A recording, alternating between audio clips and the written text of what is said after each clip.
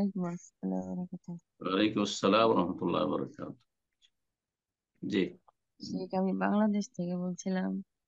বলেন। শেখ, আমার আমার উম, মানে ঘর হয়েছে একটা, কিন্তু আমার দুইটা ছেলে।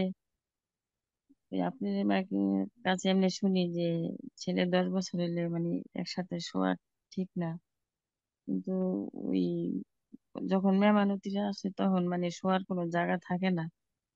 মানে ওই ক্ষেত্রে জি, আমি কি ছেলের সাথে চাদর কি? আলাদা করবেন। এক বিছানা, আমাদের দেশে তো বড় খাট থাকে, যে খাটে দুজন তিনজনও শোয়া যায়। হ্যাঁ, সিঙ্গেল খাট সাধারণত আমাদের দেশে কম রাখে মানুষ, ডবল খাট রাখে, দেশে দুজন তিনজন শোয়া যেতে পারে, কিন্তু এক এক কম্বলে শুইবে না, এক ল্যাফে শুইবে না, দুজনে সাবালক আহ সাবালিকা, এভাবে সাবালক সাবালিকা হয়ে গেছে, তখন উত্তম হচ্ছে, সন্ন্যত হচ্ছে যে ফররিকু বাইনা ফিল মাযাজি, বিছানা আলাদা করে দাও। বিছানা আলাদা করা সবচেয়ে ভালো, যে সিঙ্গেল খাটের ব্যবস্থা করবেন। যদি সেটা সম্ভব নয়, অনেক সময় অনেক সম্ভব হয় না, বিষয়টি হারাম নয়, অনেকে বাড়াবাড়ি করে, একবারে নাজায়েজ হারাম। আরে ভাই, যেখানে নিষেধ করে সবগুলি নিষেধাজ্ঞার ক্ষেত্রে হারাম কথাটি প্রযোজ্য নয়, অনেক ক্ষেত্রে কাজটি অনুত্তম।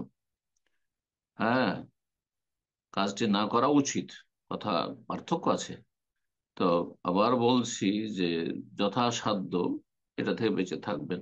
যদি সিঙ্গেল খাট সম্ভব হয় তা করবেন, কিন্তু তা সম্ভব নয়। আমাদের দেশটা হচ্ছে সাপ বিচ্ছুর দেশ, সাপের দেশ। নিচে মাটিতে ঘুমানো যাবে না। সৌদি আরবে সারা জীবন মাটিতে ঘুমিয়ে থাকেন, কোনো অসুবিধা নেই। এখন যদি আমরা মাটিতে এখানে ফ্লোরে ঘুমাই, কোনো অসুবিধা নেই, কোনো কিছুর ভয় নেই, কিন্তু আমাদের দেশে সম্ভব নয়, বিশেষ করে গ্রীষ্মকালে, বর্ষাকালে। সুতরাং এই বিষয়গুলি বুঝতে হবে। তো একই খাটে হয়তো দুই ভাইকে শুইতে হচ্ছে, দুই বোনকে শুইতে হচ্ছে, কোনো অসুবিধা নেই। আহ কিন্তু আপনার চাদরগুলি আলাদা রাখবেন, কম্বল আলাদা রাখবেন, অথবা চাদর গায়ে দিচ্ছে সেই আলাদা আলাদা চাদর গায়ে দিবে, একটা চাদরে দুইজন নয়। যেমন স্বামী স্ত্রী থাকে, এক কম্বলে এক লেহাফে দুইজন থাকে, এমনটা করবেন না। জি, বারাকাল্লাহ।